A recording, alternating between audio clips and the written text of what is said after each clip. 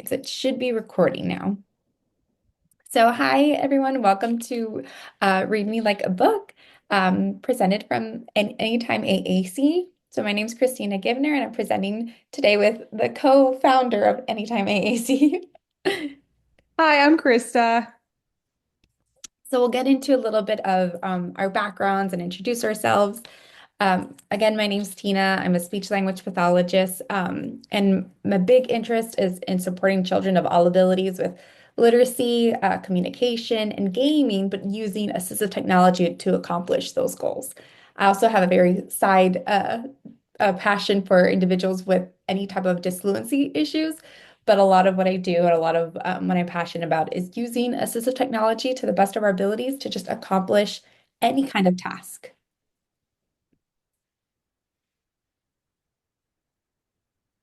And my name is Krista. I'm a pediatric speech pathologist. I'm located in Broward, and I love working with the neurodiverse population, and I just absolutely love AAC. It was a slow grow for me in the beginning. It was not my favorite thing in grad school when I was learning about it, but now I can't get enough of it. So that's my jam these days. Awesome. So I know we have a couple of people on now, so I invite you to kind of put yourself either unmute or in the chat, however you feel comfortable, but tell us a little bit about yourselves. Do we have any parents here, any therapists, any teachers, or just really anyone that wants to learn more about assistive technology and how you can adapt it for literacy? Hi, Eileen. Awesome. Thank you so much for joining us. Perfect. So yeah, so Krista and I ourselves, we are speech therapists, but again, this is not something that only a speech therapist can do or participate or support any kind of AAC or AT user in. Really, anyone can help support their AAC learners or AT learners rather use assistive technology for their literacy skills. So keep that in mind. You don't have to have a specific set of credentials. This is more just to let you all know what resources are out there and how you can really game plan and support your AT learners.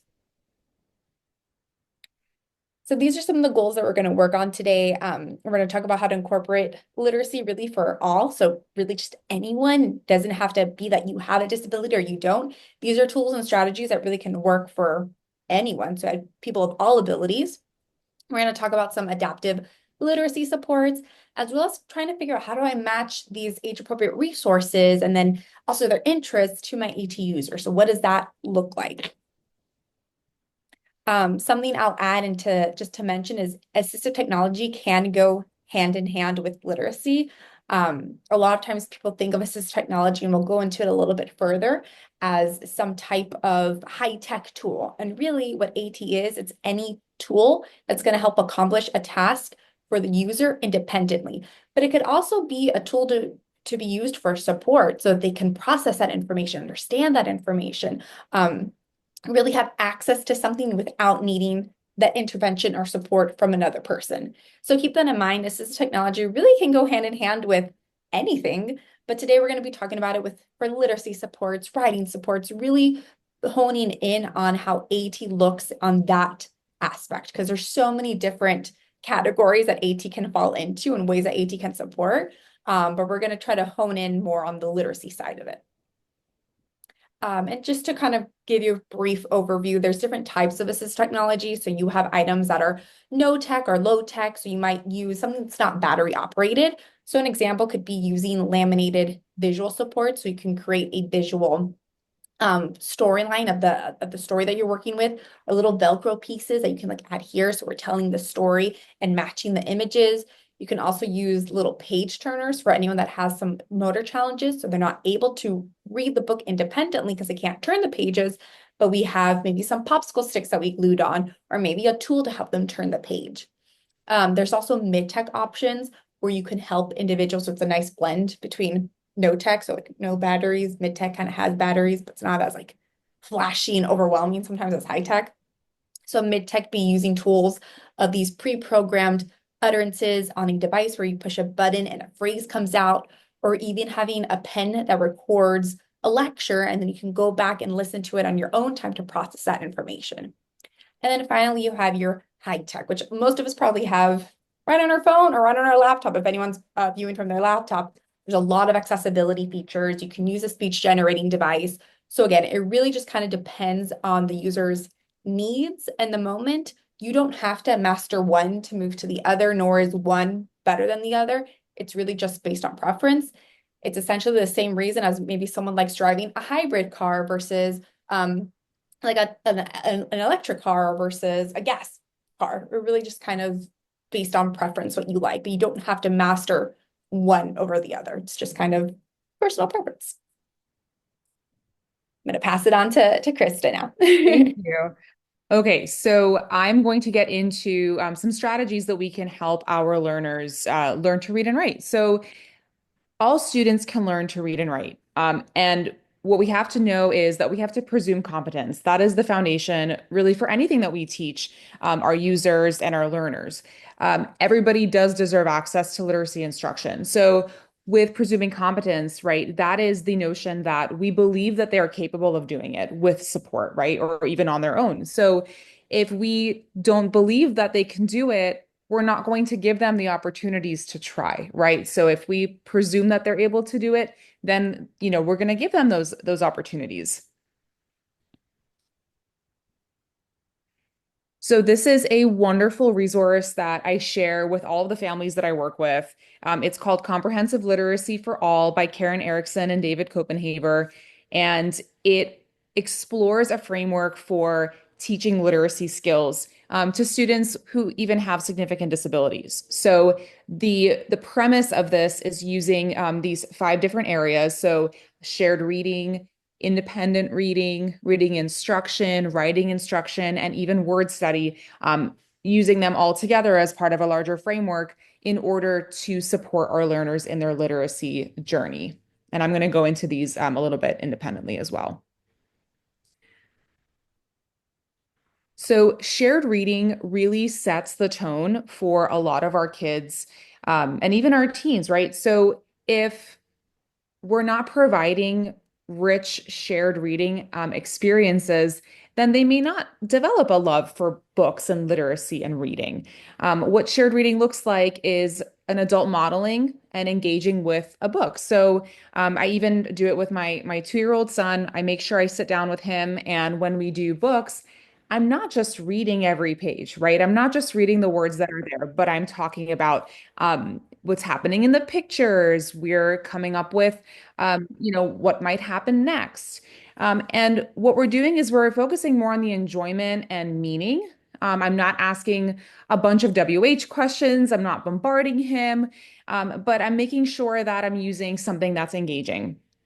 And if you have your AAC user, you can absolutely engage them in participating by either activating a device or turning a page or pointing to something.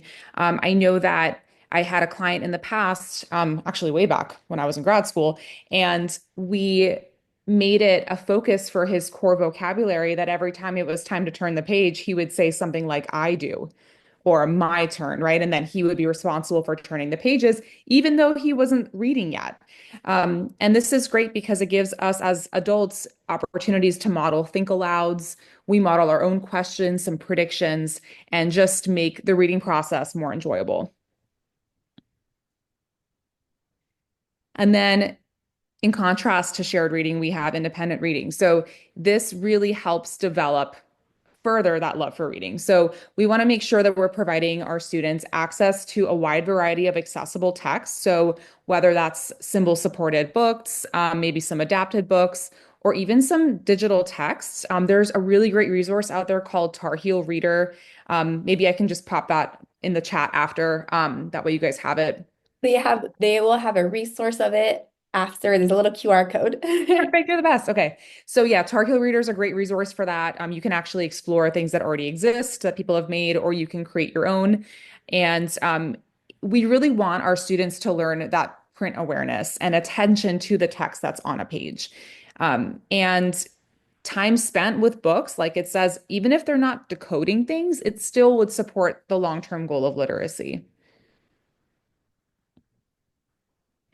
Reading instruction, right? So this is the third part of our five-piece framework here. And this is when we're teaching them how written language actually works. So we're looking at things like phonemic awareness, decoding, comprehension, and this requires a very systematic, explicit approach. So we're actually teaching phonics. We're teaching, kids how to blend sounds together, how to segment.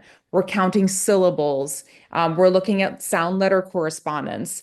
And for our learners, we have to adapt this in a way that's going to be engaging to them. So using multisensory supports, consistent sound modeling, maybe some voice output, and using amazing tools that we have access to, like phonetic keyboards. So I bolded that because we're going to get into that a little bit further. If you've never heard of a phonetic keyboard, I will make sure that you understand that and understand where you can find them because they're a great or a great tool that we have access to. And then we should also be teaching comprehension strategies alongside our decoding as well. Writing instructions. So I remember when I was reading this book, I said to myself, well, how are we going to teach writing at the same time that we're teaching, these shared readings and these independent reading? Like it almost seems like we should kind of wait and target this later, but that is not the case at all. Writing should happen early and it should happen daily. And we want our learners to feel like they are their own authors, right? It's their own words where they're not just copying and tracing or regurgitating information from other people, right? We want it to feel like they're the writer of their own story. No pun intended. Or I guess pun intended. I'm going to use that. So there are many different ways that we can assist them in writing by using their AAC systems, the phonetic keyboards that I'm going to be talking about, picture support, and even dictation. Like there's so many great, assistive technology pieces out there. I know Tina's going to get into that a little bit later on, but there are so many things available now that there's just really no reason to not do this. Um, we have to then provide models and shared writing experiences, followed by some independent practice. And approximations are just as important in the beginning. So I'm going to delve into something called an alternative pencil, and I'll explain why celebrating the approximations is important when we get there. And then lastly, the fifth part of our five-piece framework is word study. So building knowledge of how words work, right? So we have spelling rules, there's patterns, there's high frequency words. It's funny because, as a child and, we're learning how to spell and read, I'm learning spelling rules that I didn't know were actual rules now. And it is very systematic where, I look back and I said, well, I don't remember learning, a lot of these spelling rules. Like I just learned how to spell. But there it is very systematic. And I'm learning that now as I'm guiding my AAC users. And we're learning things like, oh, if you have an F, an L, an S, or a Z that comes after a short vowel, like you have to double the sound, right? You have to double the letter in the spelling. So we're learning really cool tricks like that. And it is important to teach these systematic word studies. So you can, work on things like onset rhyme building, phoneme manipulation. You can use AAC tools like a phonetic keyboard to reinforce that letter sound correspondence. And then we want to make sure that we're prioritizing high frequency core words because that not only supports the AAC communication piece, but it also further supports literacy. So I know I mentioned this a few times. Alternative pencils are amazing. You can make an alternative pencil out of anything. They were developed by the Center for Literacy and Disability Studies. And what you're doing is you're basically providing access to all 26 letters of the alphabet for students who maybe are unable to use traditional pencils or keyboards. So you can use this with your emergent writers or your more independent writers. And writing is supported but not corrected. That is the most important part, I feel like, when it comes to alternative pencils. So to give you an example of how you would use this for writing, I'm just going to give you the example of the flip book that's in the bottom left-hand corner. So this particular flip book, I've actually used this with a few clients of mine. And on each page, it has a few letters. And on either side, it'll tell you like go back or move forward or backspace, right? And what you do is you're kind of using similar to like a partner assisted scanning technique while you're flipping, you're going through each letter, and you're waiting for them to give you an indication of the letter that they want to select. And when they select a letter, you're writing it down. And initially, it might just seem like, maybe a few random letters on a page, and you're not really sure what it is that they're trying to spell, but you kind of attribute meaning to it. Just like we do with our AAC users, when it seems like they're kind of exploring on their device and you respond to them, it's very similar to that. So one day, we picked a topic of food. That was the topic that my client wanted to write about. And he ended up writing BBK. And I said, you want to write about barbecue? And his face lit up, whether he meant that or not. I was attributing meaning to what he was attempting to write, and that further developed his desire and his motivation for continuing to use an alternative pencil to do daily writing. So like I said, you can really make an alternative pencil out of anything. People have made eye gaze frames. You can use these stamps. You can use magnetic letters. There's so many different ways. And if you can think outside of the box, I'm sure you can find ways that will help support your learners. I talked about phonetic keyboards for a little bit. These are phenomenal. So many AAC devices have the option to add a phonetic keyboard, or you can, bring one in or program one in. And what these are, if you look at the one here, this is actually from the TD Snap Motor Plan. And you can see it looks different than a regular keyboard because it has the sounds on top. And then at the bottom, you have like your vowels and your vowel teams and your digraphs. And when you press these, they're not just saying the letter names, they're actually saying the letter sounds. So that really helps with that letter sound correspondence, and it helps our learners play around and start spelling words. So it supports that phonemic awareness. It does help to promote writing, and it expands communication. So, and the reason for that is many of these AAC apps, while they are very robust in their own right, and there is a ton of vocabulary, the best way for generative language for a child to be able to communicate whatever they want is for them to be able to spell, right? Because that keyboard gives you infinite access to any word, rather than relying on words that are just pre-programmed.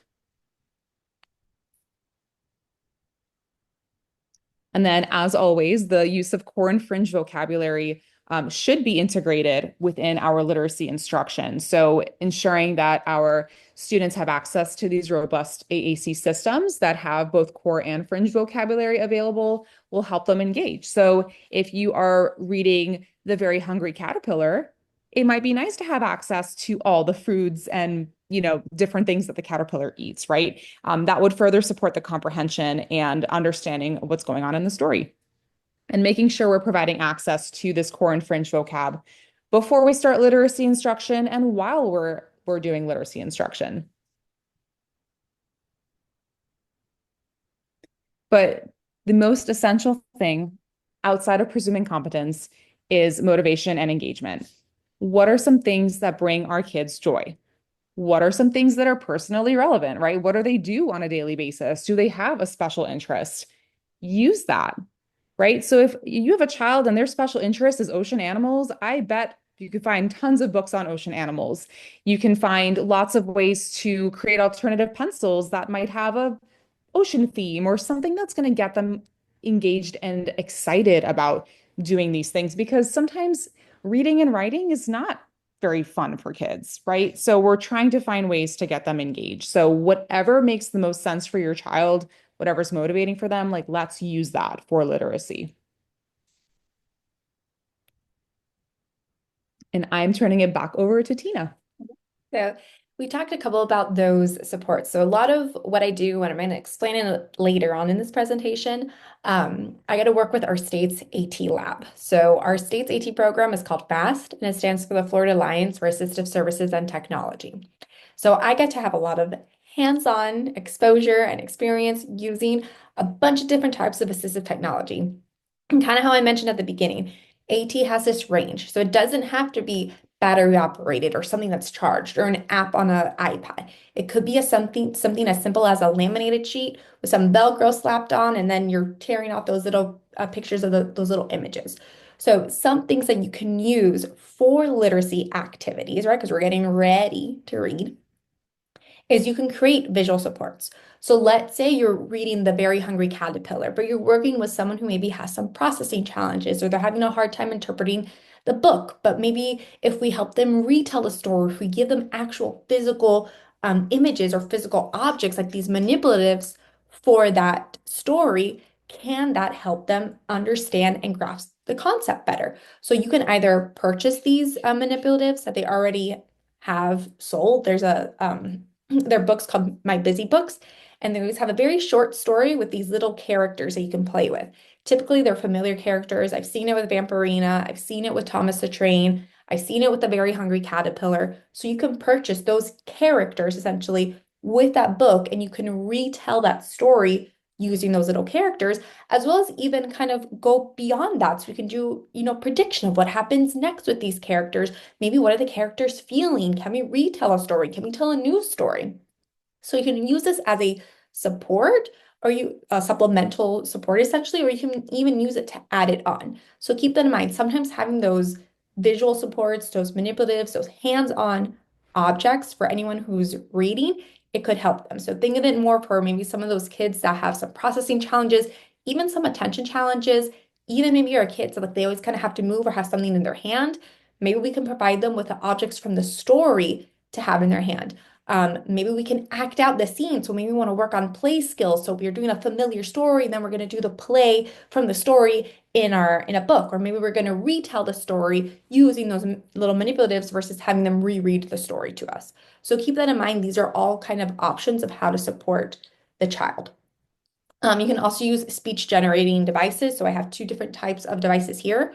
One is a Big Mac. So this is a single message output button essentially. So I press it and I can only get one message out of it.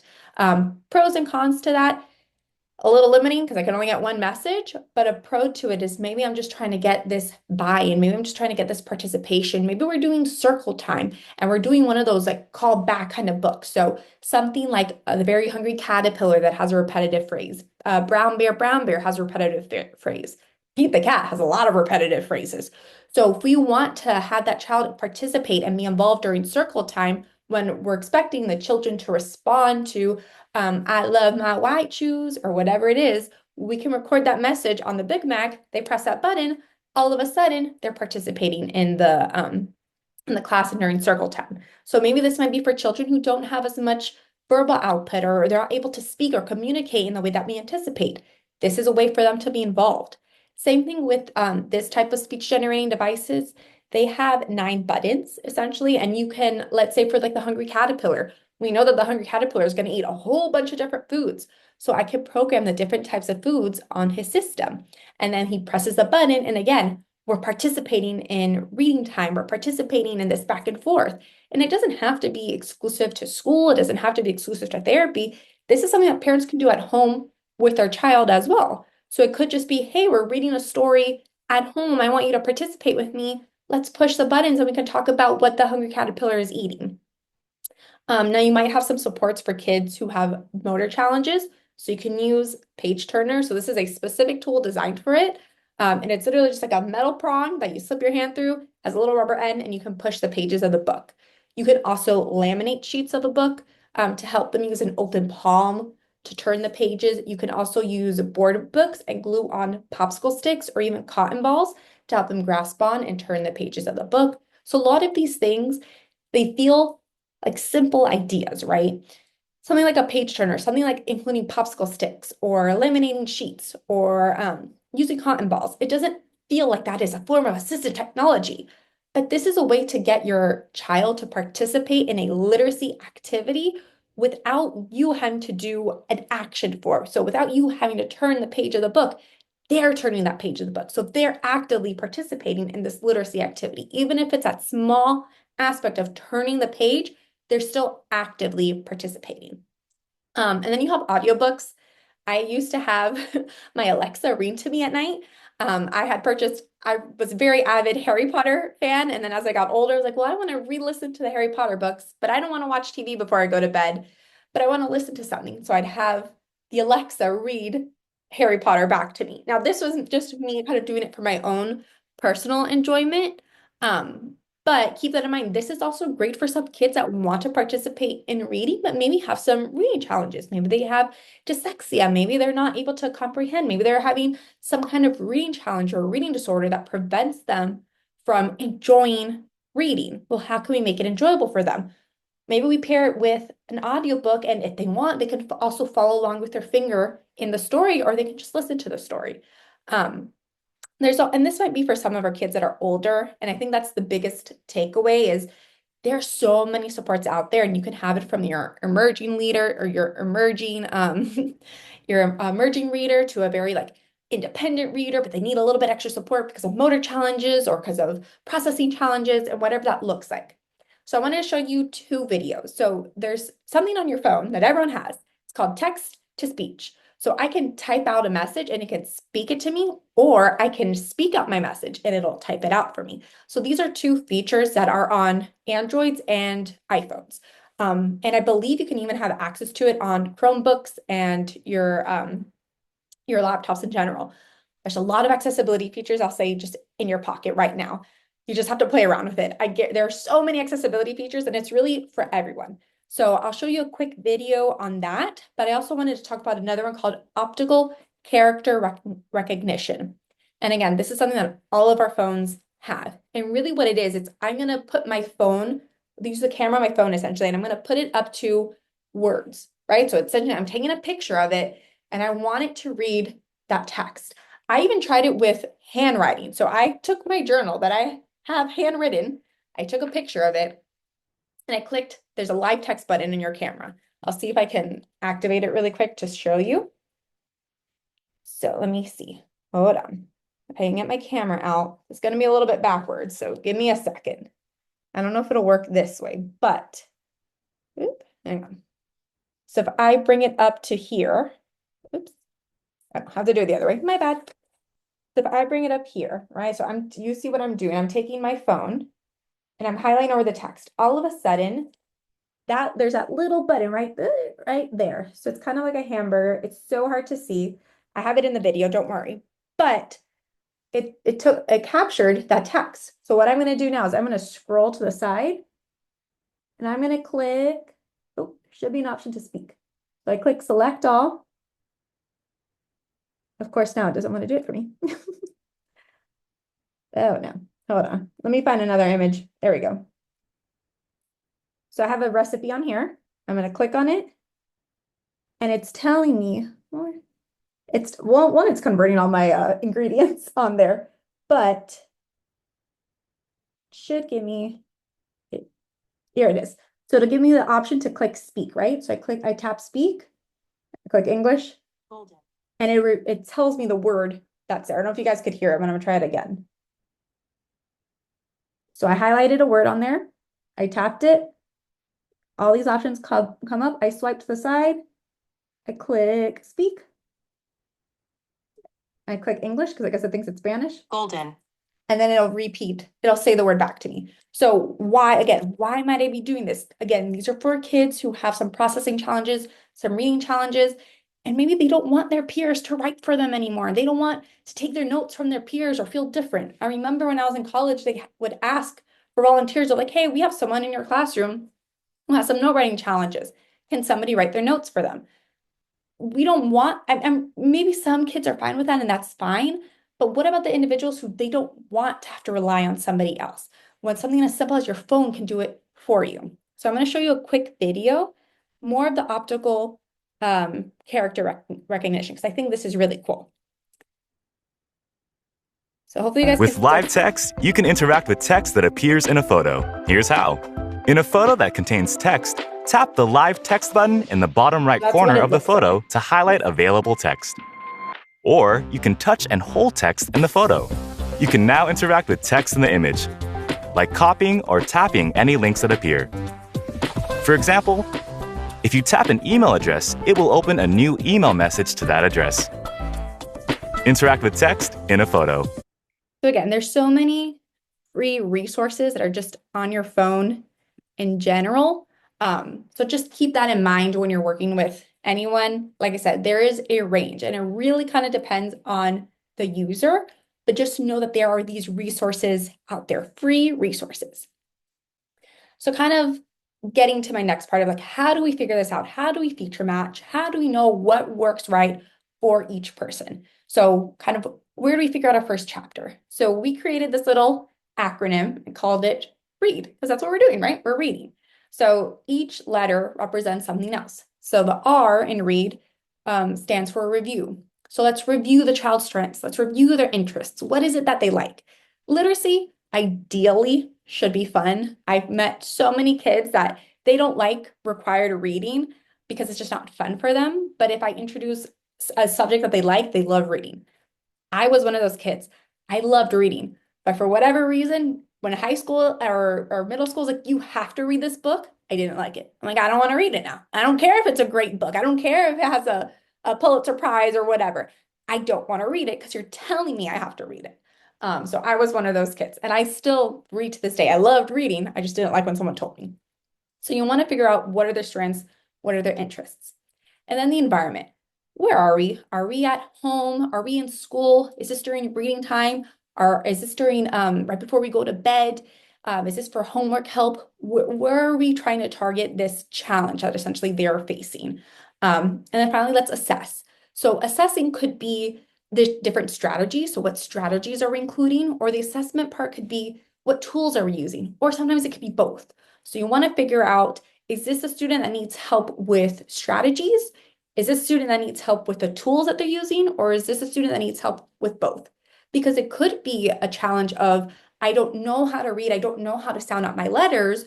Or it could be, I know how to read, but I physically cannot write. What tools are out there to help me write? So think of it more in that aspect. Is it more of, I mentally have the tools that I need, or I'm able to understand everything, but I physically cannot accomplish a task?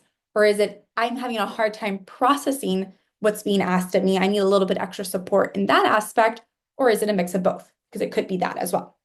And then finally, you want to decide. So you tried all different tools, you figured it out, and you, in tandem with the student or whatever the rehab team that you're working with, decided on a specific tool.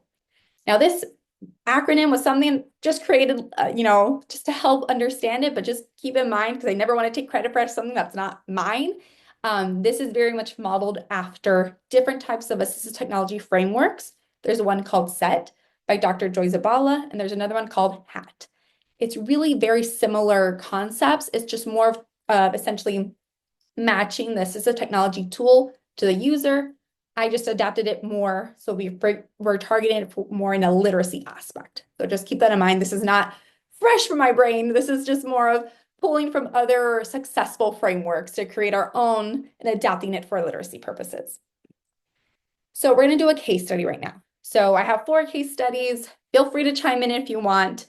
But these are just ideas to kind of get you thinking of different aspects in different ways. A couple of these kids are based on real life patients that I have seen. But just, keep that in mind that these are real people. So Freddie is a 13-year-old boy with cerebral palsy. He has age-expected, receptive, and expressive language skills. But no one has taken the time to teach Freddie how to read because he has some physical limitations. So they have not presumed Freddie's competence. Freddie is very competent. Freddie is able to do everything a similar aged peer can do with the support of assistive technology, but for whatever reason, no one has taught him how to read. So currently he's using an iGaze device and it has a QWERTY keyboard on it. So how do we help Freddie? So again, we want to review his strengths, figure out what environment we're in, assess the different types of tools or strategies we're going to use. Freddie's going to be more of someone that we're going to be focusing on the strategies more than the tools, because we know that the tool he uses is iGaze with a QWERTY keyboard. So we already know what tools he has. Now we have to implement those strategies. And then finally, we're going to decide what works best for Mr. Freddie. So what we decided on in the review part was, okay, Freddie has challenges with his phonemic skills, right? But his interest is in football. So we want to maybe use football terms, maybe football teams, football players to really support those literacy skills. We're targeting this in the therapy room. This is one of my my friends. So this was very much in the therapy room and then at home, because unfortunately at school, they just were not teaching him. So I was like, I'm not going to put that on the school because they've already did him a disservice. So I'm going to put it more on myself and on mom. And then finally, or not finally, the next step is figuring out that assessment aspect. So we're going to be using invented spelling, which is basically the strategy that we use for the alternative pencils. We're going to be figuring out, can we use predictive text? Is it a good idea to use predictive text? I'll go into that in a second. We're going to talk about phonemic awareness, blending, and segmentation. Figure out, where are we? What skills does he have? So what strengths what strengths does he have with his current literacy skills? And then how do we expand that? And then what was the decision? What did we decide? So we decided to use the eye gaze with a QWERTY keyboard because we knew that worked. And we decided to use invented spelling with the predictive text and then working on his phonemic awareness. Now, here's my little caveat that I would give about predictive text, because this is something that's recently come up within our field. There are some individuals who feel that predictive text is, and I think it's more therapists, feel that predictive text is doing a disservice for some of these children and individuals. Reason being, they're not technically learning how to spell. They're learning how to spell the first part of the word and then sight word seeing and like, oh, that's the word I want to say. And especially if it's a word that you use frequently. So the best example I can give is this friend in particular. He loves to help me with my fantasy football team. So I was working with him on telling me which players I had to bench or not. So originally, the word bench was not like one of the first predictive, the word bench was not one of our first predictive words that would pop up in the predictive text. But because we started to use bench so frequently, it started to pop up. So the downside of that is, it's cool because it's like an algorithm, it's learning what you're saying. But the downside of it is he may know that bench starts B-E, but then doesn't realize that the last three words are N-C-H because he just knows, oh, I pick it and that's it. That's my motor plan. So use it kind of with caution. I like it for social aspects for these kids because if he's texting with his friends or he's playing a video game and wants to, trash talk someone during a video game, we want to give him access to predictive text so we can respond quickly. But we also want to make sure that he's learning correctly. So you kind of have to do it in tandem and see both positive and then sometimes negative aspects of it. So that's the only thing I'll say about predictive text on my end. But otherwise, again, we're just focusing on the student. So this was my friend Freddie and kind of what we were working on with him. So let's go to another case study. So here we have Camila. She's a non-speaking 6-year-old girl with autism, and she has a big passion for books, but she's unable to respond or speak when we're engaged in these literacy activities. So she's in school and she wants to flip through the books, but she's not able to respond or engage with somebody else when they're trying to conduct a literacy activity with her. She's more using it on her own and not giving those responses back. So let's review her interest and her attention when she's engaging in literacy activity. Can she attend? Is she having a hard time attending? If she is having a hard time attending, do we have tools to help her, bring her back to the book? Is there a way to read the book faster? Are there tools that we can give and put in her hands? Where are we targeting this? So right now, mom wants to do it at home, so we're targeting it with her at home, and in therapy, and during school time, specifically during reading time. So what we're going to try out with Camila is we're going to try using a Big Mac. So it's a single message output button. So one button you press, and I talk to, which is basically that Big Mac, one button, but instead it has 2 buttons. And then a Go Talk 9 Plus, where it has 9 buttons that she can choose from. But we're specifically using stories with that repetitive phrase because we want to help build her attention. We want to help build her involvement. So for Camila, we're focusing a bit more on the tools right now than the strategies because we want to increase her attention and her engagement in a literacy activity. So what we ended up discovering as a team is that we're going to use the Go Talk 9 Plus.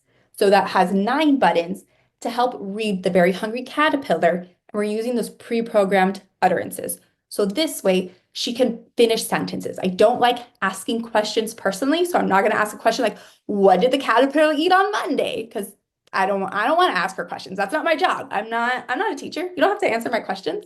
My job is to help you communicate.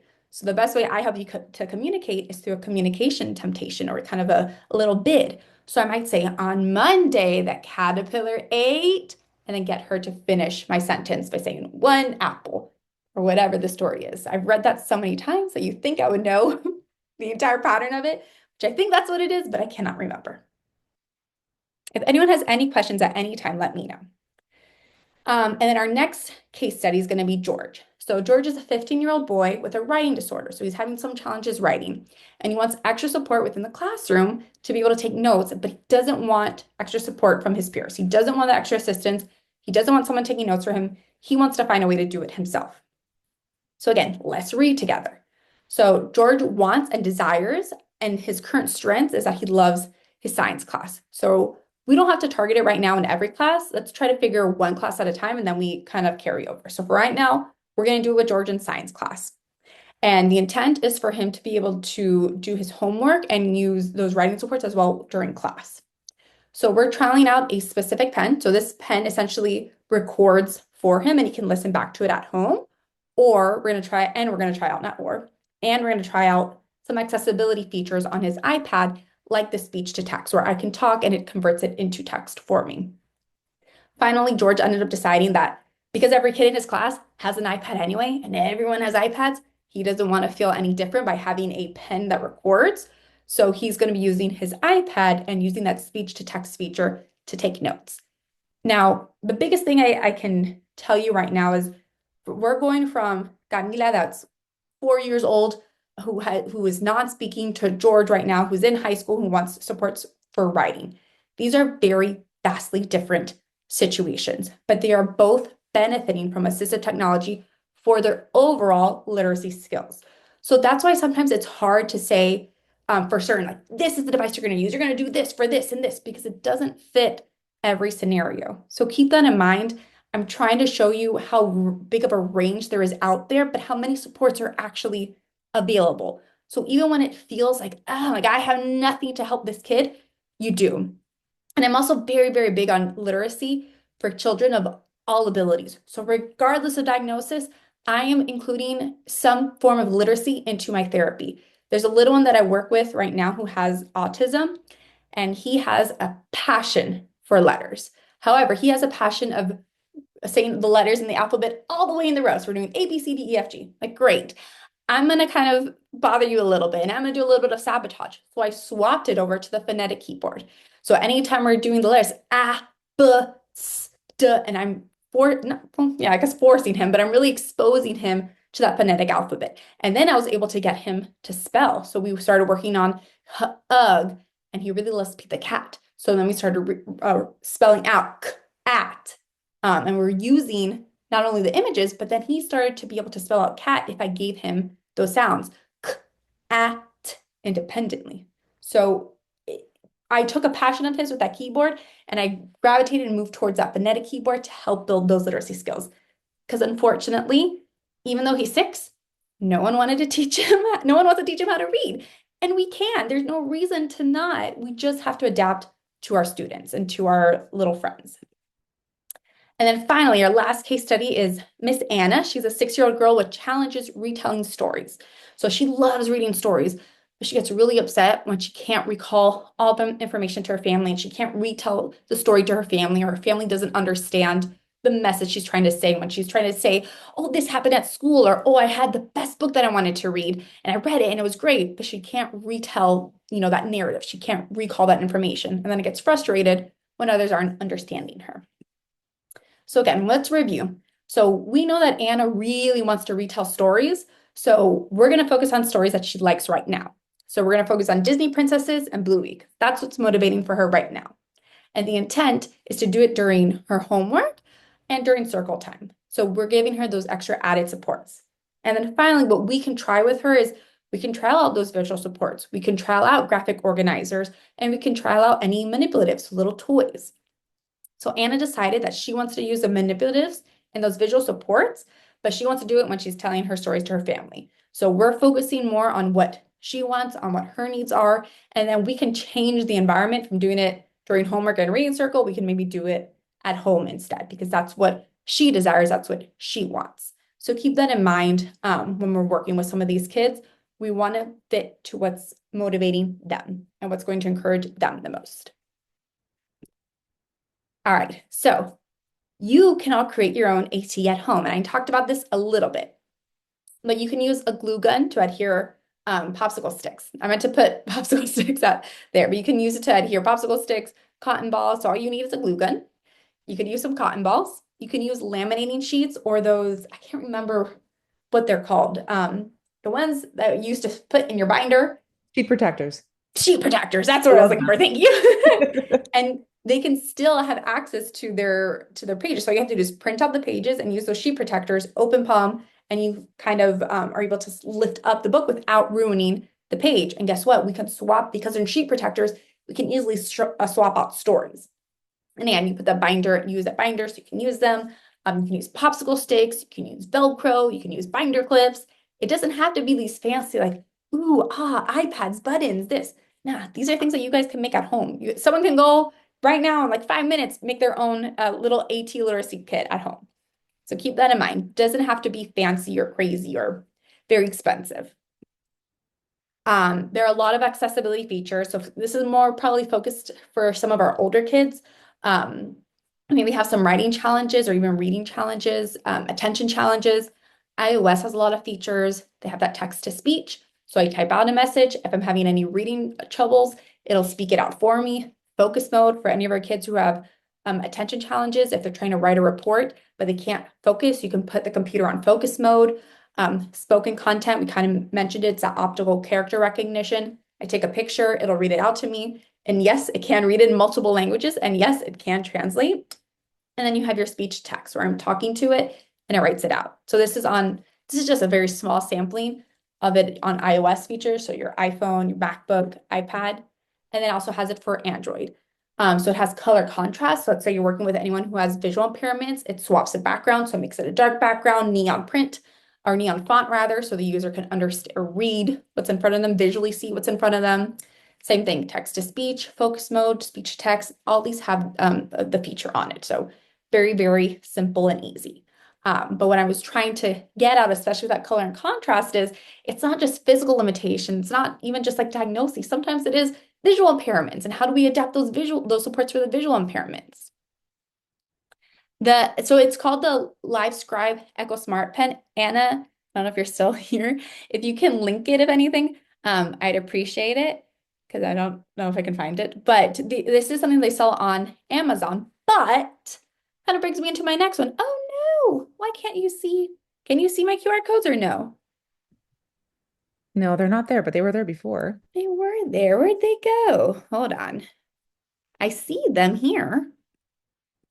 All right, for some reason, my QR codes don't want to pop up. So what I'm going to do really quick is I'm going to talk about FAST, and then I'm going to send you some QR codes now. But so through FAST, so this is a free presentation, basically through FAST, through Anytime AAC, we're kind of helping to do it together. Thanks, Anna, for sending that link.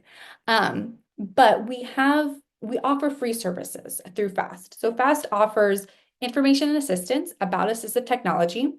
We offer demonstrations about assistive technology. So let's say you don't know how to work something, or you don't know how to edit a page, or you don't even know how to use a system, or you're not really sure where to start.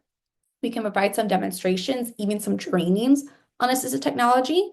And then our biggest one, and that's kind of why I was like, well, you can purchase this device, but if you want to try it out first, you can loan out the device through us. So we have everything that we talked about today. We have those resources, and you can loan out any of our systems. So we have systems not only for literacy, but we have supports and systems for communication. We have supports and systems for activities of daily living. So it really just kind of depends on the need, but we have all these supports and more at our lab. So let's say there's something that you saw today or we talked about, you're like, hey, I really want to try out this type of system.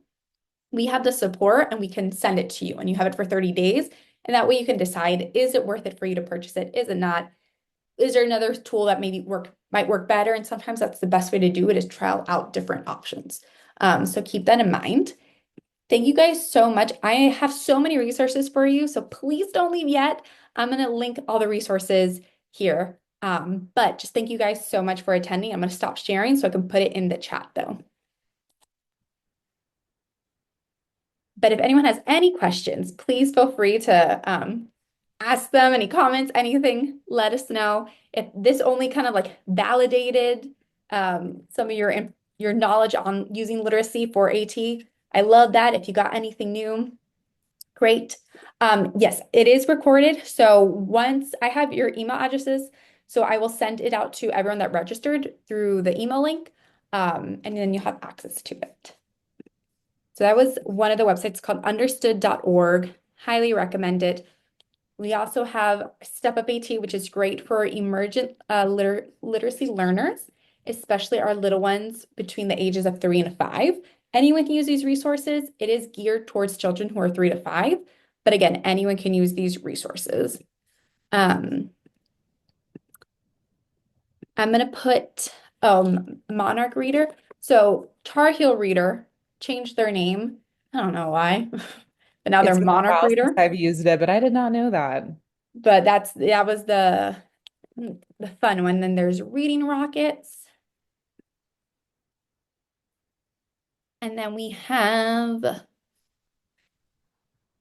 me see.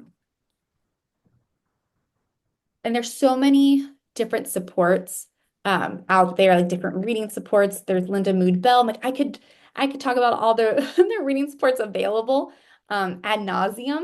But again, it just kind of depends on the user. So I'm adding all of them that I can. I'm going to add in FAST as well. But thank you guys so much for joining. Really appreciate it. If anyone has any questions, please let us know. If not, that's kind of the end of our presentation. What I'm going to do is I'm going to stop the recording. But again, if anyone has any questions, please feel free to ask. And this way you don't have to feel like you're going to be recorded while you're asking a question.